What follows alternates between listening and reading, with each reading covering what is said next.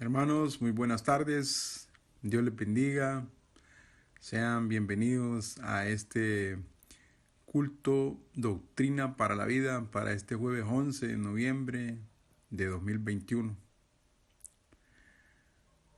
Continuamos con la lección número 44 para este día, para esta tarde. Siempre con el tema preparación para el reino eterno. Estamos por la parte 11. Una vez más, bienvenidos hermanos. Los invito a que inclinen su rostro y pongamos en manos del Señor la enseñanza, el tiempo, que sea glorificado y que podamos aprender en esta tarde. Oremos, hermanos. Padre Celestial, en el nombre de Jesús, Señor, gracias, Señor, por este privilegio, Señor, de poder escuchar tu palabra, Señor. Danos oídos espirituales, Señor. Que nuestro corazón se disponga, Padre, para escuchar, Señor, la enseñanza. Escuchar, Señor, todo lo que se ha preparado en el programa, Señor. Todos los segmentos, Padre, que se distribuyen, Señor, en este programa, en esta tarde, Señor. Bendice a los hermanos que se conectan, Padre, por la plataforma de YouTube, Señor. Y reciben, Señor, la palabra, Señor. Asimismo, oh Dios, permite que esto sea difundido, Señor, y que sea edificación para el cuerpo de Cristo, Señor. Padre, que esto, Señor, sea de bendición, Señor, para cada persona, Padre, que encuentre, Señor, este culto, Señor, esta grabación, Padre, ahí en la red, Señor. En el nombre de Jesucristo damos las gracias, Señor. Amén. Mi nombre es César Turcios, hermanos, y vamos a ver nuestra Biblia y buscar ahí en la palabra del Señor. Leeremos 2 de Timoteo, capítulo 2, versículos 20 al 21, hermanos. Dice la palabra: pero en una casa grande no solamente hay utensilios de oro y de plata, sino también de madera y de barro, y unos son para usos honrosos y otros para usos viles. Así que, si alguno se limpia de estas cosas, será instrumento para honra, santificado, útil al Señor y dispuesto para toda buena obra. Dios bendiga su palabra, hermanos. Ahora, en labios de nuestros hermanos del coro de nuestra iglesia, del himnario Celebremos su Gloria, entonemos estos cantos al Señor. Cantemos, hermanos. A continuación entonaremos el canto Abre mis ojos, oh Cristo. La palabra del Señor en el libro de los Salmos, en el capítulo 119, versículo 18, nos dice: abre mis ojos y miraré las maravillas de tu ley. Entonemos al Señor con gozo.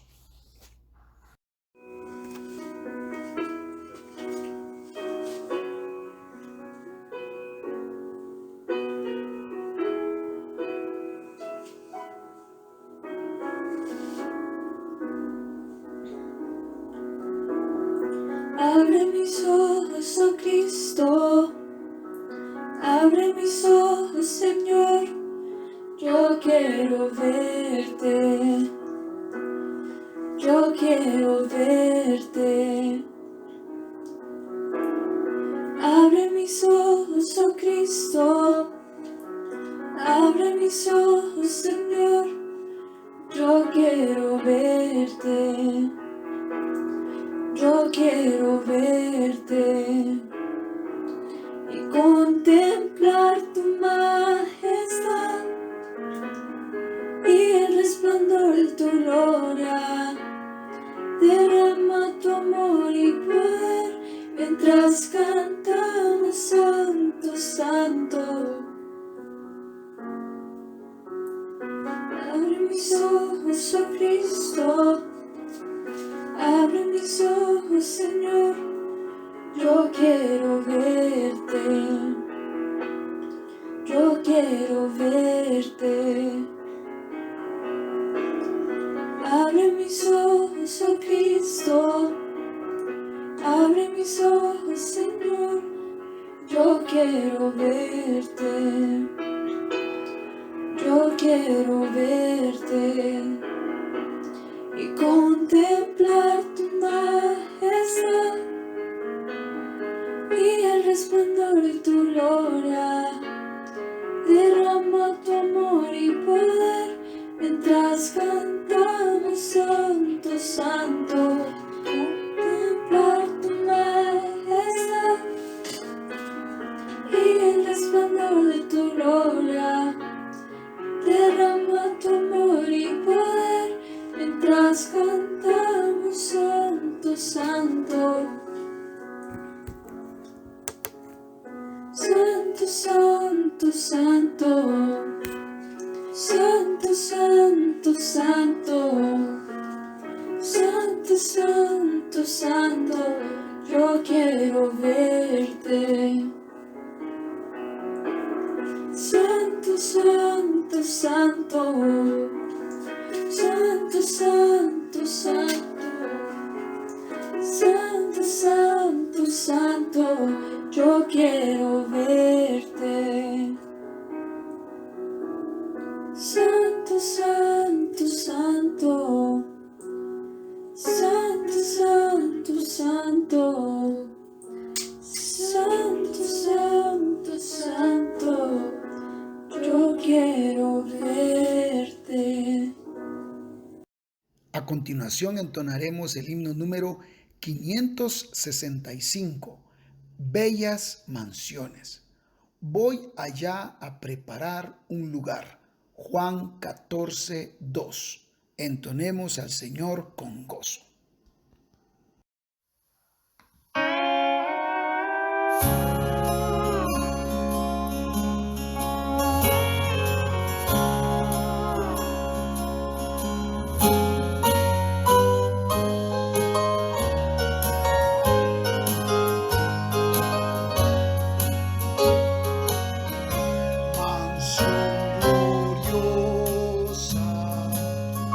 Tengo yo en el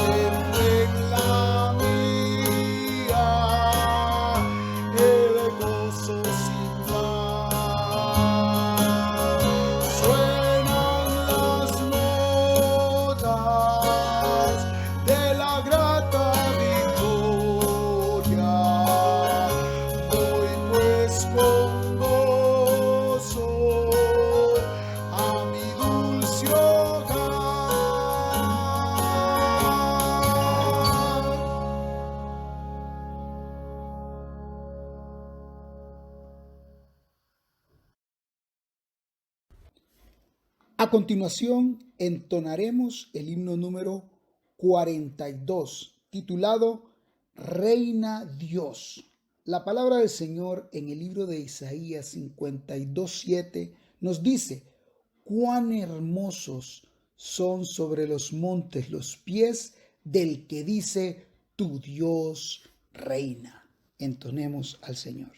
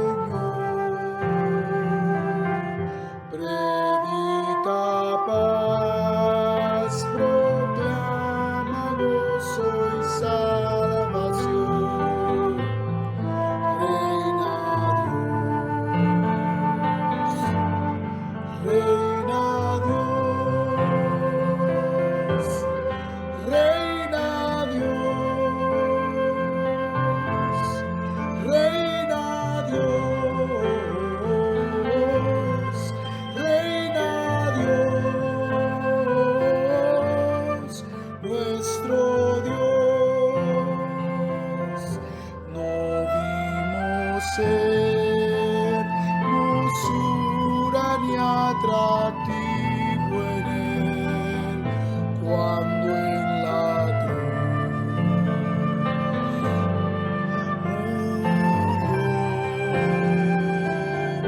fue afligido, mas su boca no abrió. Redención.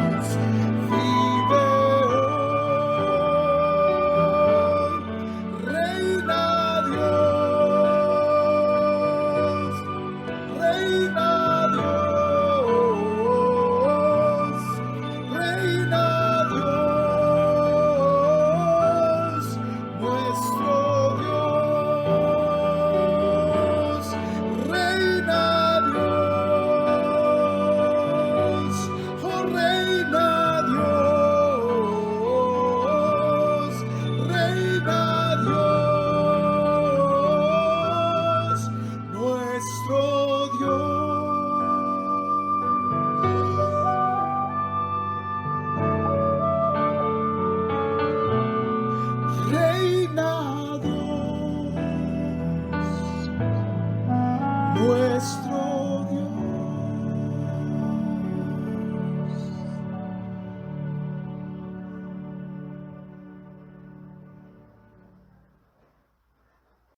Ahora, hermanos, escucharemos a nuestra hermana Jenny Cepeda. Ella presenta las noticias del fin. Muy buenas noches, queridos hermanos. Bienvenidos a las noticias del fin para este día, jueves 11 de noviembre del 2021. Comenzamos con nuestra primera noticia. China aconseja almacenar productos básicos por la escalada de precios y la crisis de suministros. El Ministerio de Comercio de China ha recomendado a las familias que tengan almacenado una cierta cantidad de artículos de primera necesidad para estar preparados en caso de emergencias, en medio de una preocupación generalizada por una escalada fuera de lo común en los precios de las verduras, que en algunos casos ya superan a los de la carne, y el miedo a que se desaten problemas de suministro. La publicación de la directiva desató los comentarios de los ciudadanos en Internet que se preguntaban si la recomendación de almacenar productos básicos se debía a las tensiones con Taiwán, agravadas a lo largo de octubre, hasta el punto de que un asesor del ministerio, Wang Lixing, debió aclarar en los medios oficiales que el aviso llegaba a raíz de la abundancia de desastres naturales registrados este año, la fluctuación de los precios de las verduras, el fenómeno meteorológico de la Niña, del que se espera que traiga unas temperaturas especialmente bajas este invierno en el hemisferio norte, y los casos de COVID en varios puntos del país. La idea es tomar medidas para que haya un suministro adecuado de cara al invierno y la primavera del próximo año, puntualizaba en una entrevista publicada por el Diario del Pueblo, el periódico del Partido Comunista de China. Las fuertes lluvias fuera de temporada han destruido cosechas en provincias como Shandong, considerada uno de los grandes huertos nacionales, y las mayores inundaciones desde que se tiene memoria también han arrasado los campos de la provincia de Henan en el centro del país. Ese conjunto de circunstancias ha disparado los precios de las verduras y hortalizas desde el mes pasado, según los datos del Ministerio de Agricultura. Las espinacas han subido un 157% y el brócoli y la coliflor lo han hasta un 50% en las últimas 4 semanas, según Bloomberg. Las alzas, consideran los analistas, elevarán el índice de precios al consumo de China. Ya la semana pasada el Ministerio de Comercio había apuntado que tomaría cartas en el asunto para evitar que crezca el descontento popular. Entre las indicaciones hechas públicas se incluye que las autoridades locales almacenen verduras u hortalizas más duraderas y refuercen los sistemas de suministro de emergencia para casos de desastre. Continuamos con nuestra segunda noticia para el día de hoy. Los milagros energéticos de Estados Unidos e Israel pueden alimentar el futuro. Mientras la escasez de energía convulsiona a Europa y Asia, Estados Unidos e Israel se encuentran en la inevitable posición de tener no solo una producción de energía suficiente para satisfacer las necesidades internas, sino también un exceso para exportar en apoyo de flujos energéticos globales más estables. Esto representa un cambio tectónico para nuestras dos naciones históricamente vulnerables a la energía y abre un potencial previamente inimaginable para que nos asociemos para nuestro beneficio mutuo a medida que salimos de la pandemia del COVID-19. Asegurar el libre paso de energía desde el Golfo Pérsico para establecer tanto a Estados Unidos como a otros importadores como Israel ha sido durante décadas un pilar clave de nuestras políticas energéticas y de Medio Oriente. Estas inversiones prudentes ahora garantizarán que los ciudadanos de nuestros dos países disfruten de la abundante energía con la que han sido bendecidos, incluso mientras continuamos explorando una mayor diversificación del suministro a través de energías renovables y alternativas como el hidrógeno. Continuamos ahora con nuestra tercera y última noticia del día de hoy. La Unión Europea se acerca a un acuerdo para controlar a los gigantes digitales.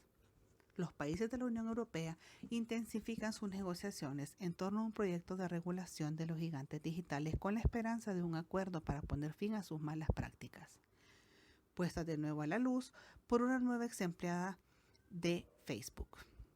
Presentadas en diciembre del 2020, las dos propuestas de leyes para regular los servicios y los mercados digitales respectivamente están siendo discutidas por el Parlamento Europeo y por el Consejo, que representa a los Estados miembros.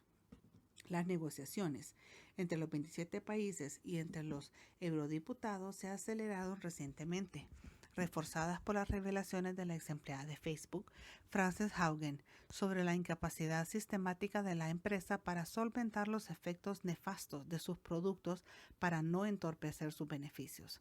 Haugen, que declaró ante los eurodiputados, acusó a la empresa de Mark Zuckerberg de suprimir deliberadamente los filtros contra la desinformación para hinchar el tráfico de las plataformas. La Ley de Servicios Digitales, DSA por sus siglas en inglés, quiere prohibir a las plataformas el uso de algoritmos para promover informaciones falsas y discursos peligrosos e imponer a los principales grupos la obligación de moderar su contenido. El segundo texto, la Ley de Mercados Digitales, DMA, prevé normas específicas para los actores sistémicos referentes a cuestiones como la amenaza creciente a la libre competencia o al uso de datos privados de los usuarios. Entre estos grandes actores están los GAFAM estadounidenses, el acrónimo que designa a Google, Apple, Facebook, Amazon y Microsoft, que financian con millones de euros un intenso grupo de presión para edulcorar las normas previstas. Una de las batallas se ocupa de la DMA, que podría obligar a Apple a abrir sus iPhones a las tiendas de aplicaciones de la competencia y que limitaría a Facebook y Google el rastreo de sus usuarios con fines publicitarios, una herramienta que les aporta miles de millones de beneficios. Los socialdemócratas, el segundo grupo del Europarlamento, quiere ampliar estas normas a más empresas como Netflix, Booking o Airbnb, pero los otros grupos se oponen firmemente. Otra cuestión crucial para el Parlamento es quién impondrá el cumplimiento de estas nuevas leyes a los gigantes de Internet. Algunas autoridades nacionales quieren mantener la competencia, pero otros prefieren que Bruselas tenga el poder de actuar rápidamente y por toda la Unión Europea, especialmente en la Ley de Servicios Digitales que busca luchar contra contenidos ilícitos. Hasta aquí las noticias del fin para este día jueves. Queridos hermanos, que el Señor les bendiga. Feliz fin de semana. A continuación, la información semanal. Estamos invitando al tercer evento de damas con el tema La mujer que leuda. Versículo clave, Mateo 13:33. La fecha es para el sábado 13 de noviembre a las 3 p.m. Evento completamente gratis. Recuerden, hermanas, difundir la invitación. Sábado 13 de noviembre. También, hermanos, estamos invitando al culto de caballeros este sábado 13 de noviembre a las 7 de la mañana en las instalaciones de nuestra iglesia con el tema La Palabra de Dios, la Biblia, tercera parte. También, hermanos, estamos anunciando la gran venta de garaje anual Pro Construcción. Esta está programada para el día sábado 4 de diciembre. Recuerden, podemos donar artículos para el hogar, ropa, zapatos, materiales de ferretería, herramientas, instrumentos musicales, dispositivos electrónicos y todo producto que esté en buen estado. Usted puede llevarlo a las instalaciones de la iglesia. Puede también contactarse con el hermano Hugo Rivera al celular 9455-9484 o al 3155-7291. Hermanos, si usted desea colaborar con el proyecto Pro Construcción, puede hacer sus donaciones en las siguientes cuentas de ahorro. Mar Rural con número de cuenta 0270-1010-000-461. Backromatic con número de cuenta 743-973-411. También el Banco Atlántida con número de cuenta 014-72-025-7410. Y si usted desea ofrendar o diezmar, puede hacerlo también en el Banco de Occidente al número de cuenta 11-401-01-57-76-6. Les estamos recordando, hermanos, los cultos y actividades de la semana. Los jueves a las 6:30, el culto Doctrina para la Vida. Los viernes a las 6:30, el culto de oración, ambos en el canal de YouTube. Los sábados a las 4 de la tarde, el culto de jóvenes. Se transmite vía Zoom, hermanos. Los domingos a las 9 y a las 11, las 2 jornadas presenciales de cultos dominicales en nuestro templo. Contamos con servicio de transporte, recuerde. Los domingos a las 2 y 2:40, las clases de escuela bíblica infantil. Estas también vía Zoom, por la plataforma vía Zoom. Si usted desea el bosquejo de los mensajes dominicales o información sobre el transporte del domingo, usted puede comunicarse con la hermana Mirna Moncada al celular número 9579-4410. Gracias, hermanos. Esta es la información correspondiente para este día. Ahora tendremos la lectura del material de edificación para esta tarde. Y dice la lectura: cómo Daniel nos apunta al Evangelio. La Biblia es una gran historia. De inicio a fin es el gran relato de quién es Dios y cómo Él rescata a la humanidad. Cada página de la Escritura revela más de la historia en un crescendo hasta revelar la cima del monte Calvario, donde el amor del cielo ahogó la maldad de la tierra. Examinemos dos pasajes del libro de Daniel que nos muestran cómo este profeta nos apunta al Evangelio. En el 3er año del reinado de Joacim, rey de Judá, vino Nabucodonosor, rey de Babilonia, a Jerusalén y la asedió. Daniel 1:1. El libro de Daniel inicia con malas noticias. Jerusalén estaba por caer. Después de tanto tiempo de rebeldía por parte del pueblo, Dios anunció que Babilonia tomaría la ciudad y traería destrucción a menos que se arrepintieran de sus malos caminos. Desde luego, Israel escogió la muerte en lugar de la vida. Ahora se encontraba en Babilonia, el mismo lugar donde la Torre de Babel fue construida, allá en Génesis 11, 1 al 9. Un lugar que representa desobediencia, maldad y a la humanidad en su peor condición, y que, por cierto, lo volveremos a ver en el futuro, en Apocalipsis 17. Israel estaba perdido, pero no el plan mesiánico. Los protagonistas en este libro no son Daniel ni sus amigos, ni Israel, y mucho menos Babilonia. Dios y su reino prometido están en el centro del libro. El libro de Daniel inicia presentando problemas y la necesidad de salvación, pero Dios siempre da la solución y rescate. En los días de estos reyes, el Dios del cielo levantará un reino que jamás será destruido, ni será el reino dejado a otro pueblo. Desmenuzará y consumirá a todos estos reinos, pero Él permanecerá para siempre. Daniel 2:44. En Daniel encontramos historias asombrosas, pero todas ellas están dentro del propósito general del libro, es decir, se conectan con cada visión que tuvo durante su ministerio profético. Así como Daniel fue rescatado de los leones y así como sus amigos fueron rescatados del horno ardiente, así también Israel y el mundo serán rescatados a través de un reino eterno. Este reino, a diferencia de Israel, que se encontraba en cautiverio, jamás será entregado a nadie más. Será un reino perfecto y poderoso, como nunca antes lo ha sido un reino. Pondrá fin a todos los otros reinos y saldrá victorioso para permanecer estable por siempre. A pesar de nuestra maldad y aún en medio de nuestro cautiverio, Dios se mantuvo fiel ante nuestra infidelidad. Así Daniel representa el Evangelio en su esencia fundamental. Dios rescata a los pecadores que se arrepienten. Por eso Daniel ora: oh Jehová, nuestra es la confusión de rostro de nuestros reyes, de nuestros príncipes y de nuestros padres, porque contra ti pecamos. De Jehová nuestro Dios es el tener misericordia y el perdonar, aunque contra Él nos hemos rebelado. Daniel capítulo 9, versículos 8 y 9. El libro de Daniel es una prueba más de que en Dios hay perdón para los pecadores.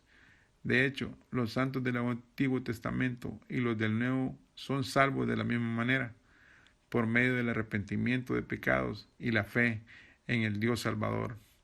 Al final de su libro, Daniel enfatiza que un día habremos de resucitar para vida eterna. Daniel capítulo 12, versículos 1 y 2, que es lo que Jesús afirmó más adelante cuando dijo: yo soy la resurrección, en Juan capítulo 11, versículo 25. El libro de Daniel nos enseña a ser tenaces en nuestra vida espiritual, orar constantemente y mantenernos firmes ante las presiones del mundo. Pero sin lugar a dudas, su propósito es brindar esperanza en el Dios que perdona pecados El punto es que estaban en Babilonia porque lo merecían. Eran pecadores y rebeldes. Pero Dios ofrecía lo que no merecían: reino, perdón y vida. Si nos adelantamos un poco en las páginas de la Escritura, llegamos a los Evangelios y nuestro corazón late rápidamente cuando escuchamos a Jesús asegurar que el reino de Dios se ha acercado. Arrepentíos y creed en el Evangelio. Marcos capítulo 1, versículo 15. El reino profetizado en Daniel fue inaugurado por el Mesías Jesús. El rey sí vino, el rescate sí llegó, y hoy aguardamos la consumación del plan de Dios. Nuestra oscuridad no pudo más que su luz, nuestra maldad no fue más que su gracia. Hemos finalizado la lectura de edificación. Ahora escucharemos a nuestro pastor Julio Durón con el tema de eventos finales, lección 44. Preparación para el reino eterno, el destino final de los perdidos, parte 11. Bienvenido, pastor. Mis hermanos, muy buenas noches. Mire que ya estamos prácticamente al final del año. Esto ya huele al Adviento, a la Navidad preciosa, donde recordamos el advenimiento del Mesías, el Cordero de Dios. Qué hermoso estar ya al final del año, se fue rápido, prácticamente cumpliendo ya 2 años de pandemia. Recuerdo yo que algunos conocidos, amigos, al inicio de la pandemia, cuando estábamos atemorizados, cuando estábamos encerrados, creíamos que todo se venía a pique. Me decían esos conocidos, esos hermanos, que las cosas, una vez terminada la pandemia, iban a mejorar. Y eso es esperanzador. Yo no digo que uno no deba pensar así, pero me decían ellos, en el caso del Evangelio, que vendrían multitudes a los pies de Cristo, que los creyentes iban a ser más fervientes, que las iglesias iban a estar llenas. Mire, pasó 1 año, vino la vacunación, hay más seguridades para los hermanos de poderse congregar presencialmente, obviamente siendo estrictos, con medidas de bioseguridad, como buenos mayordomos de los bienes de Dios. Y hermanos, ese efecto no se dio.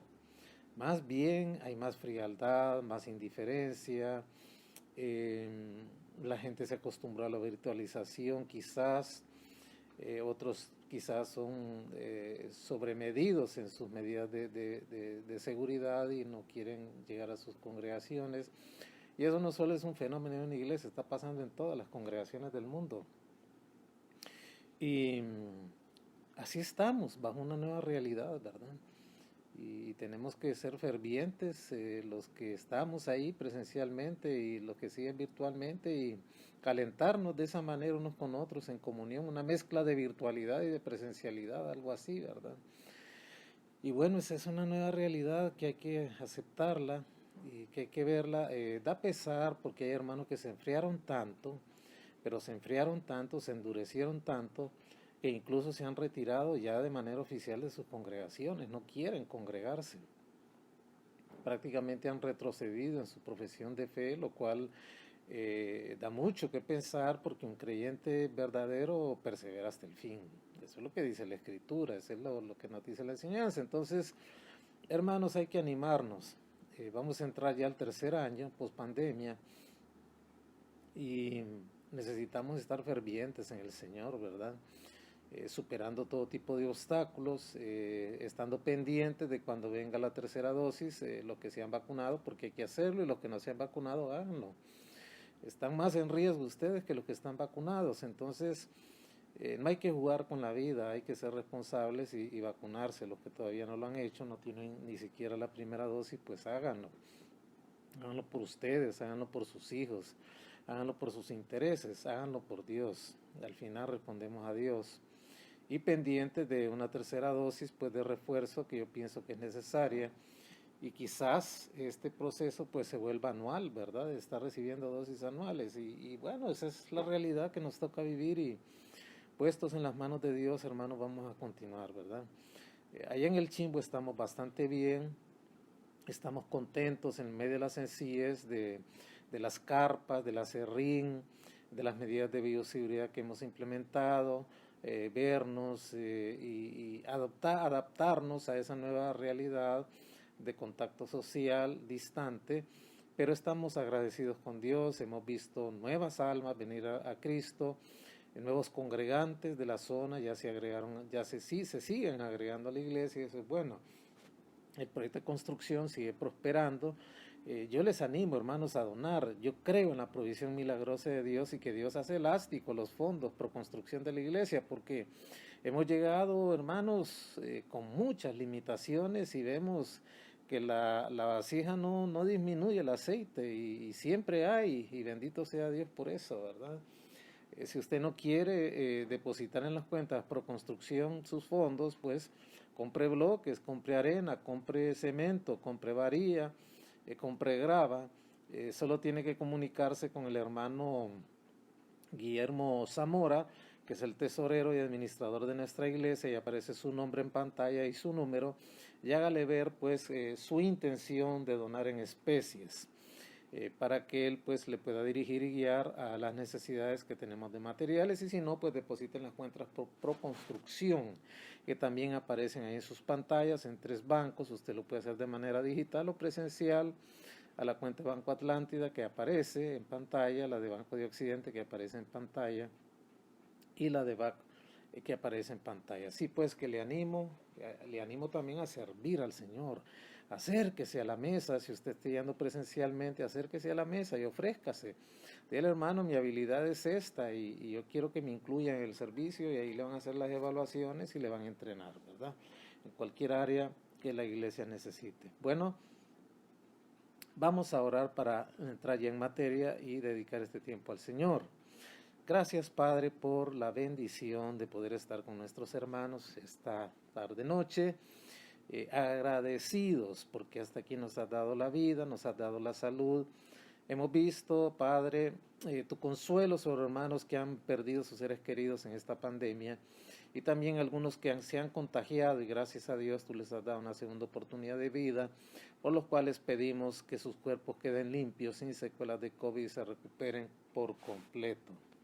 Ayúdanos a continuar como iglesia aprendiendo de tu santa palabra esta noche con este tema precioso, para prepararnos para el estado eterno, ese tiempo donde tendremos comunión sin fin con el Padre y con el Hijo. Te damos las gracias, Padre, y encomendamos este estudio a tu guianza y dirección en el nombre de Jesús. Amén. Bien, hermanos, hemos estado enfatizando este estudio para prepararnos al reino eterno una vez que pasen el cielo y la tierra como los conocemos y venga una nueva creación. En este estudio siempre enfatizamos que no damos consideración a amplias porciones de las doctrinas del estado eterno, sino que nuestra discusión, nuestro estudio básicamente se limita a cuestiones relacionadas con las profecías sobre aquel tiempo. Hemos estudiado, hermanos, que va a haber una purificación previa al estado eterno, para que el estado eterno pueda manifestarse a plenitud.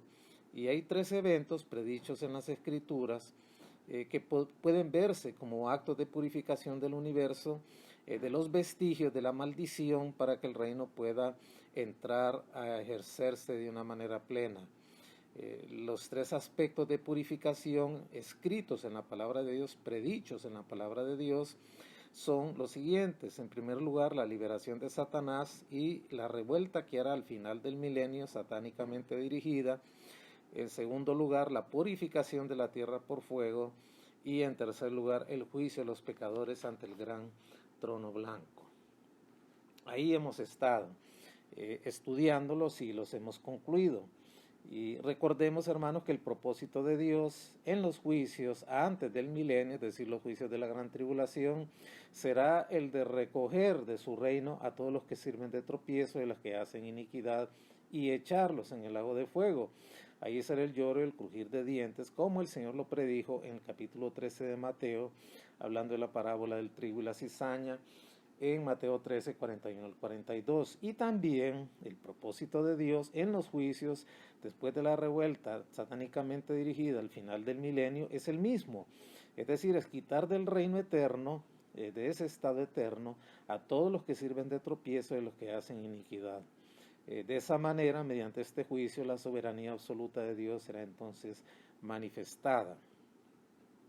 Luego hemos estado viendo, hermanos, derivado de estos 3 actos de purificación del Señor para que se manifieste el estado de eterna plenitud, cuál es el destino de los perdidos. Ya una vez que se efectúe el juicio del gran trono blanco, donde serán resucitados los impíos de todos los tiempos, no como una segunda chance para salvación, sino para verificar que nunca estuvieron inscritos en el libro de la vida y que los otros libros que serán abiertos ahí aportan las pruebas contundentes para su condenación definitiva y ser echados a su lugar de residencia eterna, que es el lago de fuego. Recordemos, hermanos, que es precisamente el destino de los perdidos, ese lugar que es llamado el lago de fuego. El lago de fuego que se describe como un fuego eterno y como un fuego que nunca se apaga. Y el carácter eterno en este estado es retribución de los perdidos. Esa palabra no hay que perderla del panorama, ya que al tratar de describir una declaración amplia sobre la más solemne doctrina de la Biblia, que es el infierno, se escoge el término retribución más bien en lugar de la palabra castigo, porque el castigo implica disciplina y enmienda, idea que está completamente ausente del cuerpo, como en este caso. La verdad que revela el trato divino final con los que estarán eternamente perdidos es retribución. Es el más amplio significado, porque retribuir se utilizaba para hablar de cualquier recompensa buena o mala. Esa palabra en la doctrina del infierno cae bastante bien y por lo tanto hace una referencia a la perdición eterna de los perdidos, la palabra retribución.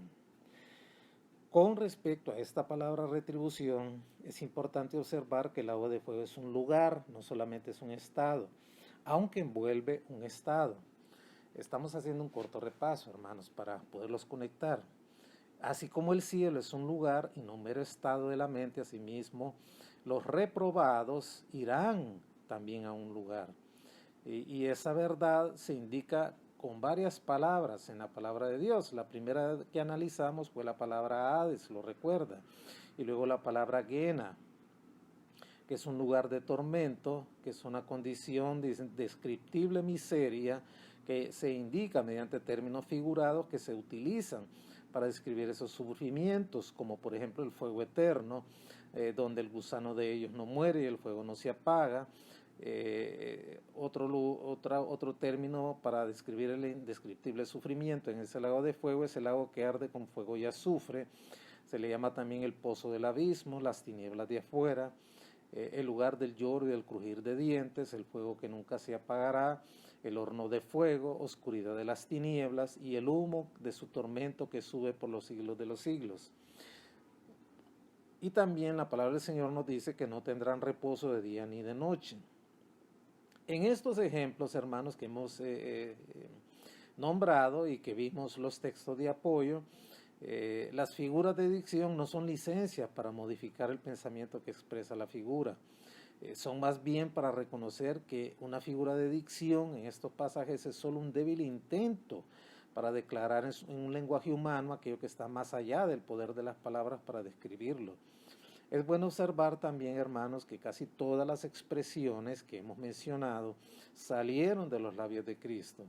Y solo Él ha puesto de manifiesto casi todo lo que ha sido revelado acerca de este lugar de retribución, es decir, el lago de fuego, el destino final de los perdidos. Es como que si no se pudiera depender de ningún autor humano para revelar todo lo relativo a esta tremenda verdad.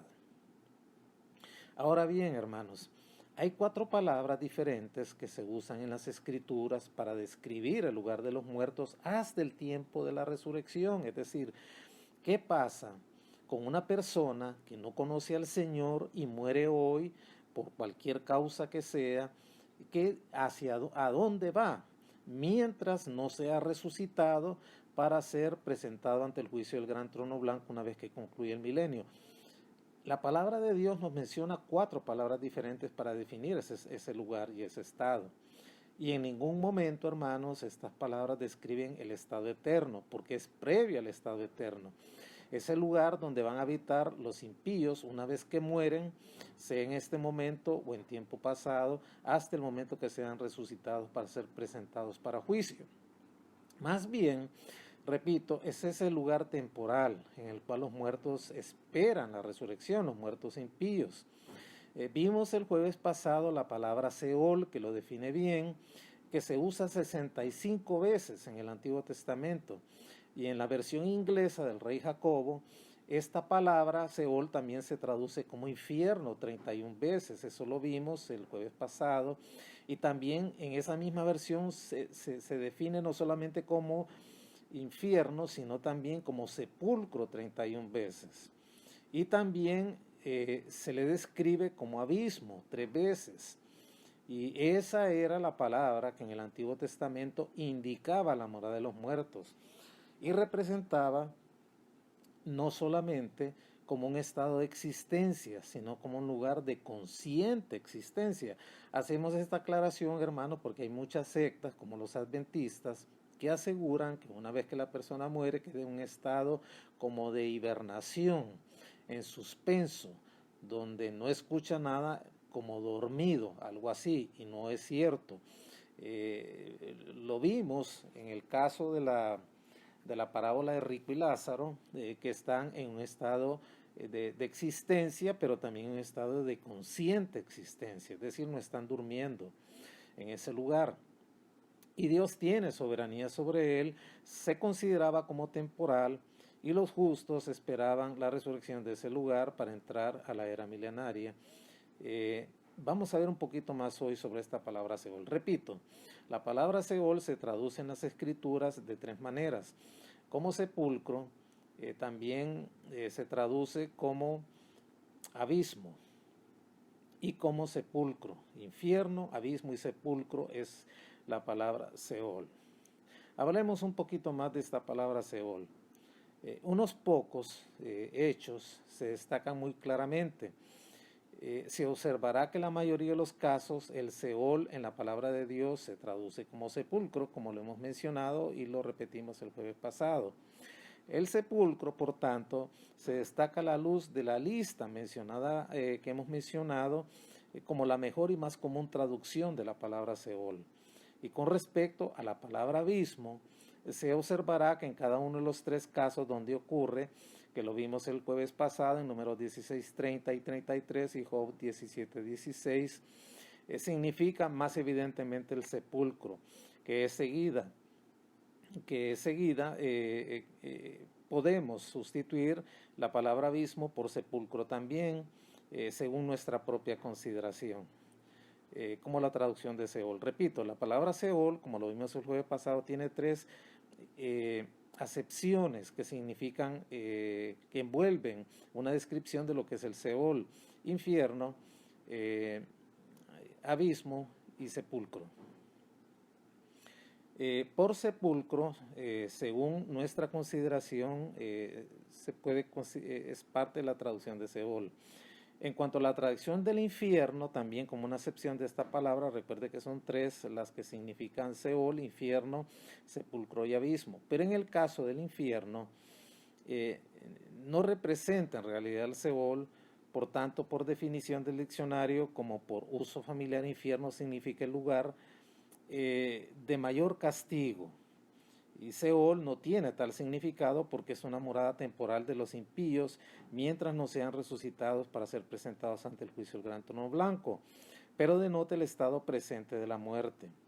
El sepulcro es por lo tanto una traducción mucho más adecuada que infierno y que abismo para la palabra Seol. El sepulcro en sí, hermanos, por tanto, nos sugiere lo que es invisible a la mente, a saber, el estado de la muerte. Esto es bien importante entenderlo. Aquel que estudia la palabra del Señor va a encontrar que la traducción de sepulcro, tomada tanto literal como figuradamente, llena todos los requisitos del Seol en los términos del Antiguo Testamento. No que Seol signifique tan específicamente un sepulcro físico, sino genéricamente un sepulcro. Las Sagradas Escrituras, hermanos, se complementan lo suficiente para explicarnos la palabra Seol. Si lográramos inquirir acerca de ella en la lista que hemos mencionado, sobre todas las veces que ocurre la palabra Seol, nos enseña lo siguiente.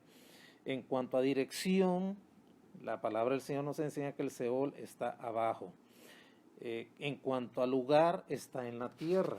Eso nos dice la palabra del Señor de la morada previa de los muertos impíos antes de ser resucitados para ser tomados a juicio. En cuanto a naturaleza, se refiere al estado de la muerte. Esto también es bien importante entenderlo. Seol, por lo tanto, significa el estado de la muerte o el estado de los muertos, del cual el sepulcro es una evidencia tangible. Tiene que ver solamente con los muertos impíos, eso también hay que entenderlo. En cuanto a relación, está en contraste con el estado de los vivos. Hay un fuerte contraste entre los muertos impíos y los vivos. Vamos a ver, por ejemplo, el texto de Deuteronomio 30:15. Vamos a Deuteronomio 30:15. Deuteronomio 30:15 nos dice así: Mira, yo he puesto delante de ti hoy la vida y el bien, la muerte y el mal. Este capítulo tiene que ver con las condiciones para la restauración de la bendición, lo recuerdan, cuando ya Israel estaba a punto o está en tierra prometida. Aquí hay un contraste, definitivamente, y lo muestra este verso de Deuteronomio 30:15, lo voy a leer de nuevo. Mira que yo he puesto delante de ti la vida y el bien, la muerte y el mal. Ahí está claramente el contraste que tiene que ver con esto que estamos hablando entre el estado de los vivos y lo que son los muertos. También podemos ver el verso 19 de Deuteronomio 30. Nos dice así: A los cielos y a la tierra llamo por testigos hoy contra vosotros, que os he puesto delante la vida y la muerte, la bendición y la maldición. Escoge pues la vida para que vivas tú y tu descendencia. Ahí está claramente también establecido este contraste entre la vida y la muerte, entre el Seol y los que están vivos. Podemos ver también 1 Samuel 2 del 6 al 8. 1 Samuel 2 del 6 al 8. Vamos a ir ahí.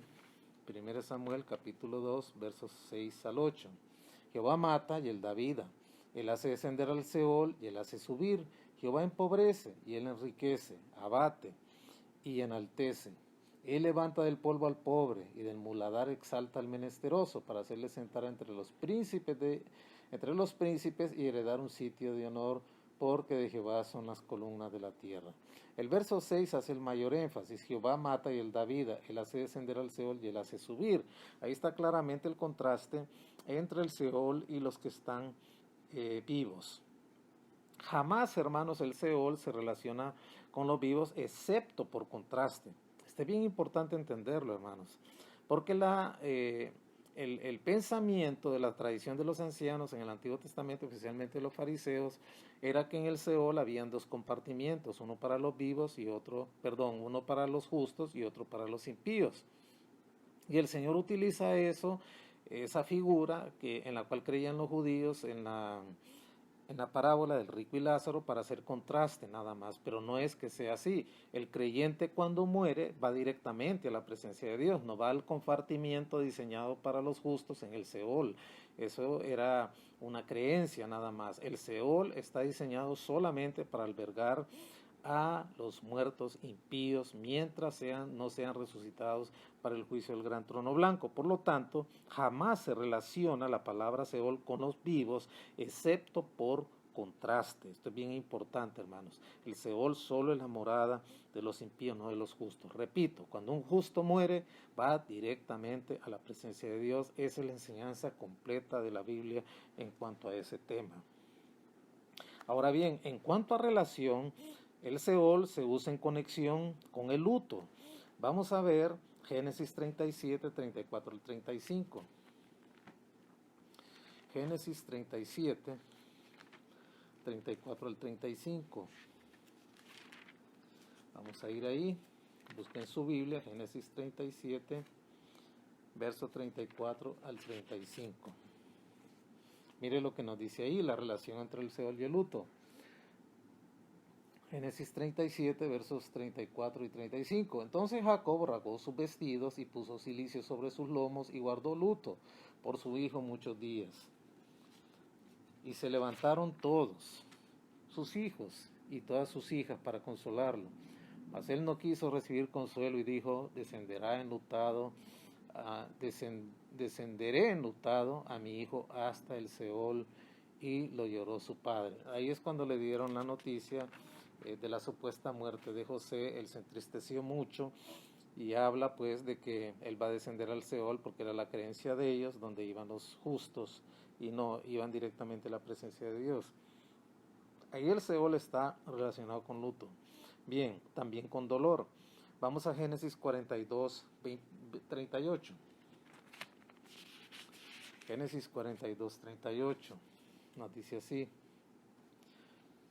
Y él dijo, no descenderá mi hijo con vosotros, pues su hermano ha muerto, y él solo ha quedado. Y si le aconteciere algún desastre en el camino por donde vais, haréis descender mis canas con dolor al Seol.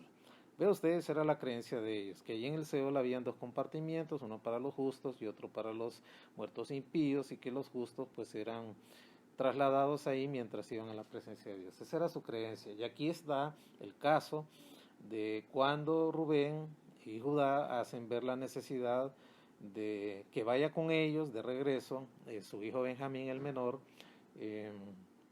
a Egipto, para que puedan ser liberados sus hermanos que quedaron prisioneros ahí. Pero en realidad el temor de Jacob era que a Benjamín le pudiera pasar algo igual a lo de José, que asumía que estaba muerto, en realidad estaba vivo.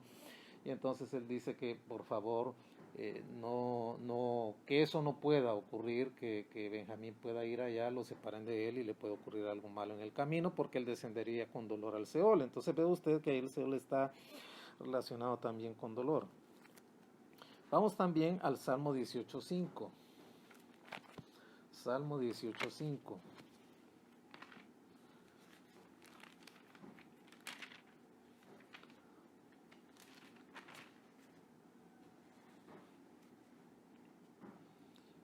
Ligaduras del Seol me rodearon, me tendieron lazos de muerte.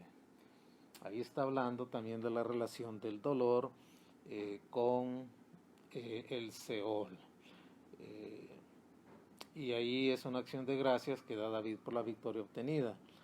También podemos ver otro caso ligado el Seol con el dolor en el Salmo 116.3. Salmo 116.3 nos dice así.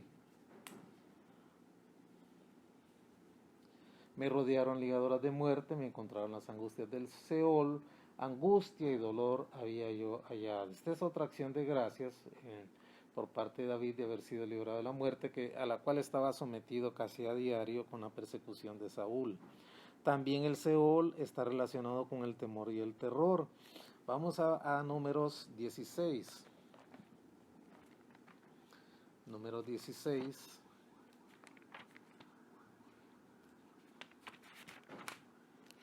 Vamos a Números 16, los versos 27 al 34. Números 16, versos 27 al 34. Nos dice así. Y se apartaron de las tiendas de Coré. Esta es la rebelión de Coré, Datán y Abirán, allá en el desierto. Y se apartaron de las tiendas de Coré, de Datán y de Abirán en derredor, y Datán y Abirán salieron y se pusieron en las puertas de sus tiendas, con sus mujeres, sus hijos, sus pequeñuelos. Y dijo Moisés, en esto conoceré que Jehová me ha enviado para que hiciese todas estas cosas, y que no las hice por mi propia voluntad. Si como mueren todos los hombres, murieren estos, o si ellos al ser visitados siguen la suerte de todos los hombres, Jehová no me envió. Mas si Jehová hiciere algo nuevo, y la tierra abriere su boca, y los tragase como con todas sus cosas, y descendieren vivos al Seol, entonces conoceréis que estos hombres irritaron a Jehová. Y aconteció que cuando cesó él de hablar todas estas palabras, se abrió la tierra que estaba debajo de ellos. Y abrió la tierra su boca y los tragó a ellos, a sus casas y a todos los hombres de Coré y a todos sus bienes. Y ellos, con todo lo que tenían, descendieron vivos al Seol y los cubrió la tierra y perecieron de en medio de la congregación. Y todo Israel, los que estaban en derredor de ellos, huyeron al grito de ellos porque decían, no nos trae también la tierra.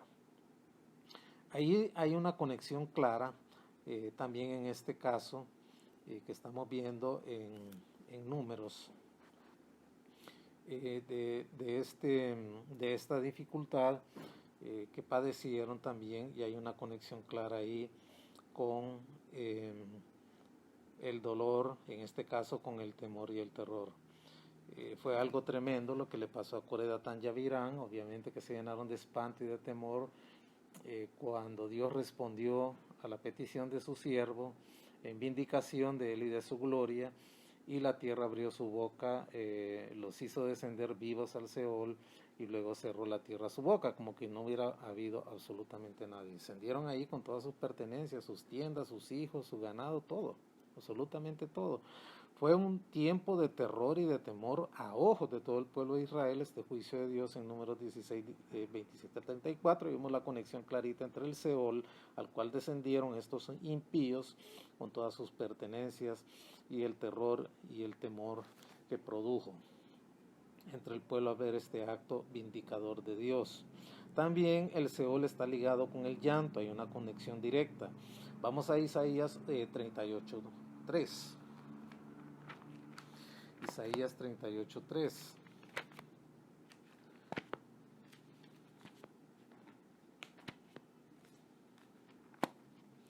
Isaías 38:3 nos dice así. Y dijo, oh Jehová, te ruego que te acuerdes ahora que he andado delante de ti en verdad, con íntegro corazón, y que he hecho lo que ha sido agradable delante de tus ojos. Y lloró Ezequías con gran lloro. Ezequías estaba con una enfermedad de muerte y derrama su corazón delante de Dios, ruega a Dios que se acuerde de él en relación con todo aquello con el cual él con íntegro corazón le había servido, y que le evite la muerte física. Y ahí hay una relación obviamente en el lloro en cuanto al lugar que el justo creía que iba a ir a habitar temporalmente a ese lugar del Seol que ellos decían que estaba diseñado para los justos. Ahí está este ejemplo. También podemos ver ahí mismo en el capítulo 38 los versos 10, 15 y 20. Vamos al 10, ahí mismo Isaías 38. Y yo dije, a la mitad de mis días iré a las puertas del Seol. Ahí está clarito, mírelo. Privado soy del resto de mis años. Ahora miremos el verso 15 y luego el 20. ¿Qué diré? El que me lo dijo, él mismo lo ha hecho. Andaré humildemente todos mis años a causa de aquella amargura de mi alma. O sea, la amargura de su alma. El llanto estaba ligado a la posible partida, según él, al Seol. El verso 20. Jehová me salvará, por tanto cantaremos nuestros cánticos en la casa de Jehová todos los días de nuestra vida. Él tenía la esperanza de que Dios le iba a responder, y efectivamente así fue. Dios le prolongó la vida por un acto milagroso, una señal a través de Isaías le dio la confirmación de que no iba a morir. Ese es un ejemplo del llanto ligado con el Seol.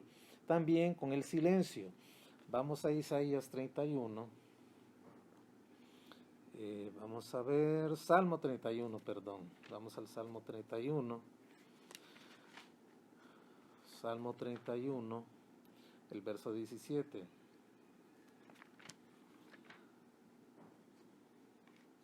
Dice así, Salmo 31, 17. No se haya avergonzado Jehová, ya que te he invocado, sean avergonzados los impíos, estén mudos en el Seol.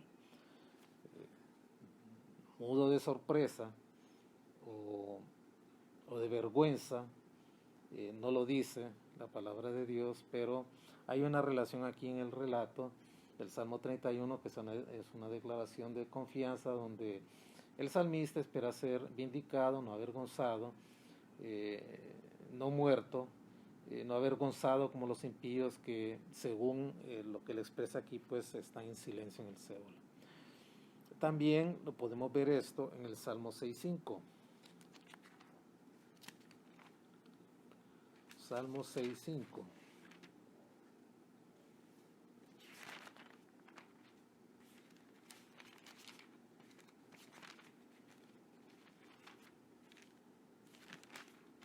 Nos dice así: porque en la muerte no hay memoria de ti, en el Seol, ¿quién te alabará? Esa es una expresión también de una creencia en los justos en aquel tiempo, donde no hay memoria de ti, decía en el Seol, ¿quién te alabará? Y realmente algo de esto es cierto, porque los impíos, una vez en este lugar de morada temporal que estamos hablando, una vez que mueren, ¿dónde van? Antes, hasta que esperen la resurrección para ser presentado al juicio del gran trono blanco, allá al final del milenio, obviamente pues que hay una separación temporal de la presencia de Dios ahí hasta que sean presentados ante Él para ser juzgados. Y no hay alabanza obviamente, sino sufrimiento en ese lugar. Entonces ahí está el término silencio. Pero también podemos ir a Eclesiastés 9.10. Eclesiastés 9.10, que nos dice: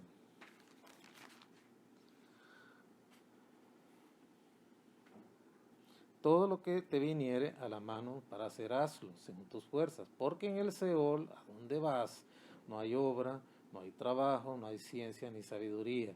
Cierto, solo sufrimiento. Ese es el lugar temporal de los impíos que van a ir a habitar una vez que mueran en cualquier tiempo hasta que sean resucitados para ser presentados al juicio del gran trono blanco. Entonces ve usted la conexión ahí del silencio con lo que es el Seol. También en ese lugar hay falta de conocimiento. Ahí mismo en Ezequiel 9, en Eclesiastés 9 podemos ver los versos 5, 6 y 10. Mire que hay ausencia de conocimiento en ese lugar y está conectado con eso. Eclesiastés 9.5, vamos a leer: porque los que viven saben que han de morir, pero los muertos nada saben, ni tienen más paga, porque su memoria es puesta en el olvido. Y es cierto, hermanos, yo no sé por qué el ser humano es tosudo y se dedica a amasar cosas y a buscar glorias, reconocimientos. Yo no digo que esas cosas no sean malas, formación académica y todo lo demás, pero la verdad, hermano, es que cuando la persona muere todo eso queda en el olvido, y en el Seol peor, no hay recuerdo de eso, no hay conocimiento. También el verso 6 lo enfatiza: también su amor y su odio y su envidia fenecieron ya y nunca más tendrán parte en todo lo que se hace debajo del sol. Todas las conductas torcidas y retorcidas que el hombre tuvo en esta tierra, una vez que va al Seol, todo eso queda en el olvido. Si odió, si amó, si aborreció, si se vengó, no hay conocimiento en el Seol de estas cosas. También el verso 10: todo lo que te viniera a la mano para hacer, según hazlo según tus fuerzas, porque en el Seol a donde vas no hay obra, ni trabajo, ni ciencia, ni sabiduría. Todo queda en el olvido, todo el esfuerzo, todos los legados, todas las cosas buenas que hizo, ahí el viento se lo lleva. En el Seol no hay recuerdo, no hay conocimiento en ninguna de esas cosas. Pero una de las grandes acepciones que tiene el Seol es si tiene que ver con el castigo. Es ahí, es el lugar temporal donde van los muertos impíos. Mira lo que nos dice Números 16, 27 al 34. Que es el texto que leímos, pero vale la pena leerlo de nuevo porque también tiene este énfasis. Vamos a Números 16, del 27 al 34 de nuevo, el caso de Datán y Abirán. Y se apartaron de las tiendas de Coré, Datán y Abirán en derredor, y Datán y Abirán salieron y se pusieron a las puertas de sus tiendas con sus mujeres, sus hijos y sus pequeñuelos. Y dijo Moisés: en esto conoceréis que Jehová me ha enviado para que hiciese yo todas estas cosas y que no las hice de mi propia voluntad.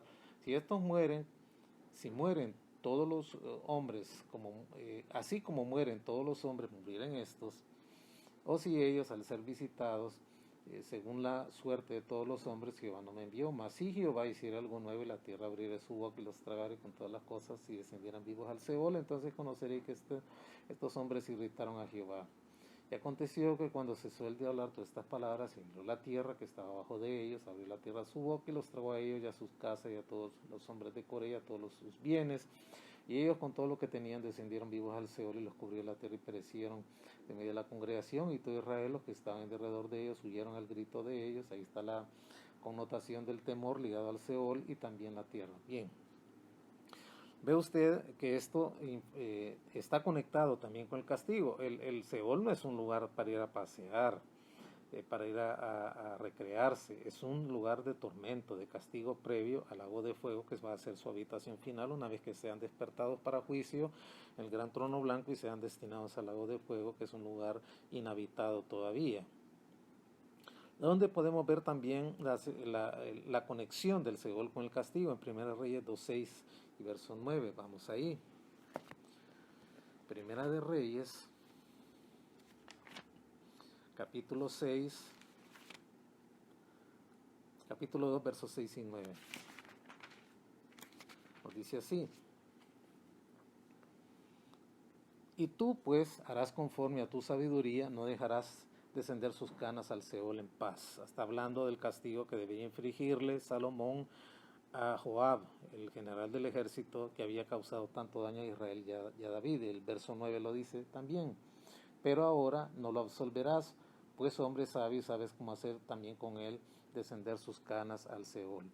Aquí tiene que ver con el castigo a Simei, que maldijo a David con una maldición grande cuando David huía delante de su hijo y salía de Jerusalén. Ve usted estas acepciones que hemos visto, estas relaciones que tiene el Seol con el luto, con el dolor, con el temor y el terror, con el llanto, con el silencio, la falta de conocimiento y el castigo. Muy bien, llegamos por aquí, por hoy hasta aquí, y el próximo jueves, Dios mediante, vamos a continuar con el estudio de esta primera palabra, que es el Seol, que usa las escrituras para describir el lugar de los muertos hasta el tiempo de la resurrección, que no describen el estado eterno, sino más bien el lugar temporal en el cual los muertos esperan la resurrección. Muy bien, voy a rogarle inclinar su rostro para orar y dedicar al Señor este tiempo. Padre, te damos gracias por la bendición de poder compartir con nuestros hermanos este jueves esta bendición de poder estudiar tu santa palabra, de la cual aprendemos tantísimo. Gracias, Padre, porque estamos viendo esta preciosa lección de la preparación para el estado eterno y estamos viendo esta sección del destino de los perdidos. Gracias, Padre, por la bendición de estudiar tu santa palabra, por acompañarnos y darnos tu favor, Señor, con todas estas cosas. Y estamos muy agradecidos con la enseñanza que hemos podido aprender esta noche. Más acentuada nuestra esperanza y la bendición de un porvenir en el Señor. Te damos las gracias en el bendito nombre de Jesús por este tiempo y oportunidad. Amén. Bien, les dejo con mi amado hermano que ha dirigido de una manera muy hermosa este culto para que le dé término.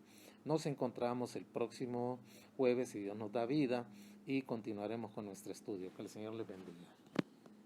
Después de escuchar la enseñanza de esta noche, voy a invitarles a que inclinen su rostro y oremos y demos gracias al Señor por la ofrenda, ahí donde usted se encuentra, en reverencia. Oremos. Padre Celestial, en el nombre de Jesús, Señor, gracias, Señor, por cada hermano, Señor, que se acerca al alfolí, Señor, que en su corazón, Señor, atesora, Padre, para ti, Señor. En el nombre de Cristo, Señor, pedimos tu bendición, Padre. Que todo, Señor, sea administrado, Padre, con tu sabiduría, Señor. Pedimos por las personas que administran, Señor. Padre, que tu Espíritu Santo, Señor, les dé sabiduría, Señor. Padre, también pedimos, Señor, por los hermanos que tienen falta de empleo, Señor. Tienen necesidad, Señor, que ellos puedan ser partícipes también de esta bendición, Señor. Padre, las gracias te damos en el nombre de Jesucristo, Señor, por este diezmo y esta ofrenda, Señor. Amén.